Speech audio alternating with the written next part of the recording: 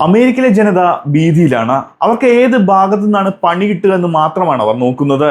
ചിലപ്പോൾ പുറത്തുനിന്നാവാം, ചിലപ്പോൾ അകത്തുനിന്നുമാവാം. അതാണ് ഇപ്പോഴത്തെ അവസ്ഥ. ട്രംപിന്റെ തെമ്മാടിത്തരം കാരണം പെട്ടത് ആ പാവങ്ങളാണ്. കാരണം എവിടെ നോക്കിയാലും ശത്രുക്കളാണ്. ഉത്തര കൊറിയയിൽ ഇരുന്ന് കിം ജോങ് ഉൻ എന്ന ആ ഭരണാധികാരി അമേരിക്കയെ നോക്കി ഉറക്കെ ചിരിക്കുകയാണ്. നിങ്ങൾ മഡൂറയെ തൊട്ടു, പക്ഷേ എന്നെ തൊടാൻ ധൈര്യമുണ്ടോ എന്ന വെല്ലുവിളിയുമായി കിം രംഗത്ത് വന്നിരിക്കുകയാണ്. ആദ്യം നമുക്ക് കിം ജോങ് ഉന്നിലേക്ക് തന്നെ വരാം. മഡൂറയുടെ അറസ്റ്റ് വാർത്ത കേട്ട ഉടനെ കിം എന്താണ് ചെയ്തത്? അദ്ദേഹം ഒരു പത്രക്കുറിപ്പ് ഇറക്കുകയല്ല ചെയ്തത്. ഉത്തര കൊറിയയുടെ ഏറ്റവും പുതിയ ഹൈപ്പർസോണിക് മിസൈൽ പരീക്ഷിക്കുകയാണ് ചെയ്തത്. ഇതൊരു കൃത്യമായ മെസ്സേജ് തന്നെയാണ്. ആർക്കുള്ളത്? അമേരിക്കയ്ക്കുള്ളത്. കിം ജോങ് ഉൻ ലോകത്തോട് പറയാതെ പറയുന്ന ചില കാര്യങ്ങളുണ്ട്. നോക്കൂ, മഡൂറയ്ക്ക് പറ്റിയ തെറ്റെന്താണെന്ന് എനിക്കറിയാം. ഇറാഖിലെ സദാം ഹുസൈനും ലിബിയയിലെ ഗദാഫിക്കും പറ്റിയ തെറ്റ് എന്താണെന്നൊക്കെ എനിക്ക് നന്നായി അറിയാം. അവർക്ക് ആർക്കും കയ്യിൽ നല്ല ആണവായുധങ്ങളില്ല. അമേരിക്കയോട് ചർച്ചയ്ക്ക് പോയി, അതിനുശേഷം അവരെ ആയുധങ്ങൾ ഉപേക്ഷിച്ചു. ശേഷം അമേരിക്ക വന്നവരെ കൊന്നൊടുക്കി. കിം ജോങ് ഉൻ പറയുന്നത് ഇങ്ങനെയാണ്: ഞാൻ ആ മണ്ടത്തരം എന്തായാലും നടത്തില്ല. എൻ്റെ കയ്യിൽ ഈ സാധനം ഉള്ളിടത്തോളം കാലം അമേരിക്കയുടെ ഒരു പട്ടാളക്കാരനും എൻ്റെ അതിർത്തി കടക്കാൻ പോകുന്നില്ല. ഒന്ന് ആലോചിച്ച് നോക്കൂ, ട്രംപിനെ പോലൊരു നേതാവ് ഭരിക്കുന്ന സമയത്തും അമേരിക്ക ഉത്തര കൊറിയയെ മാത്രം ആക്രമിക്കാത്തത് എന്തുകൊണ്ടാണ്? അവർക്ക് സത്യം പറഞ്ഞാൽ പേടി തന്നെയാവും.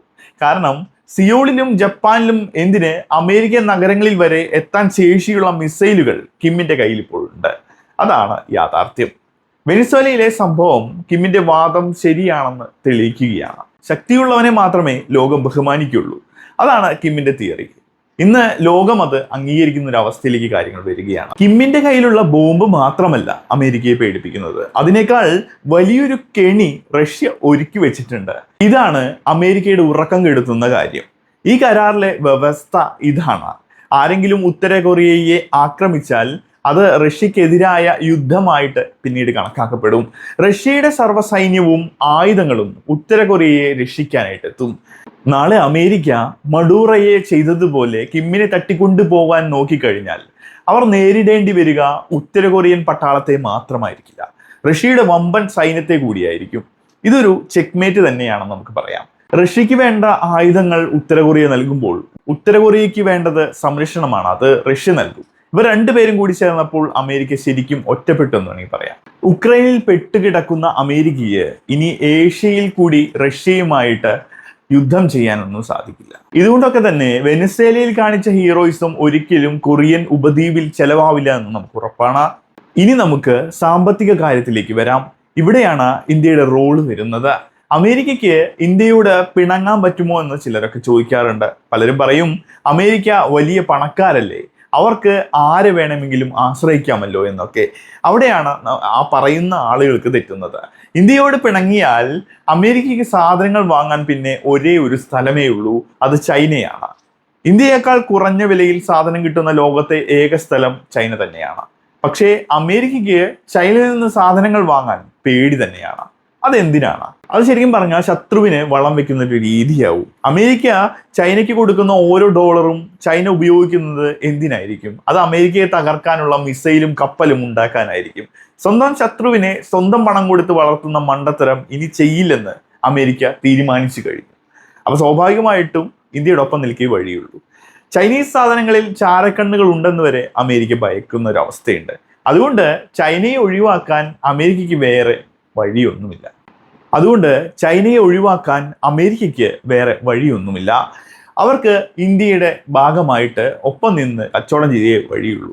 ഇതുകൊണ്ടൊക്കെ തന്നെയാണ് ആപ്പിളും ഗൂഗിളും ടെസ്ലയും ഒക്കെ കെട്ടി ഇന്ത്യയിലേക്ക് വരുന്നത്. ഇത് ഇന്ത്യയോടുള്ള സ്നേഹം കൊണ്ടല്ല, ചൈനയോടുള്ള പേടി കൊണ്ട് തന്നെയാണ്. ചൈന എന്ന കെണിയിൽ വീഴാതിരിക്കാൻ അവർക്ക് ഇന്ത്യയുടെ കാല് പിടിച്ചേ മതിയാവൂ. ഇനി നമുക്ക് അമേരിക്ക ഇന്ത്യയെ എത്രത്തോളം ആശ്രയിക്കുന്നു എന്ന് കണക്കുകൾ സഹിതം പറയാം. ഒന്ന് മരുന്നുകളാണ്. അമേരിക്കൻ പൗരന്മാർക്ക് അസുഖം വന്നാൽ വിഴുങ്ങുന്ന ഗുളികളിൽ 1/3 ഇന്ത്യയിൽ നിന്ന് പോകുന്നതാണ്.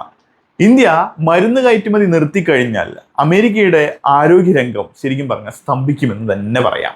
രണ്ടാമത് വസ്ത്രങ്ങളുടെ കാര്യമാണ്. അമേരിക്കക്കാർ ഇടുന്ന ഷർട്ടും ബെഡ്ഷീറ്റും എല്ലാം വൻതോതിൽ ഇന്ത്യയിൽ നിന്ന് പോകുന്ന കാര്യങ്ങളാണ്.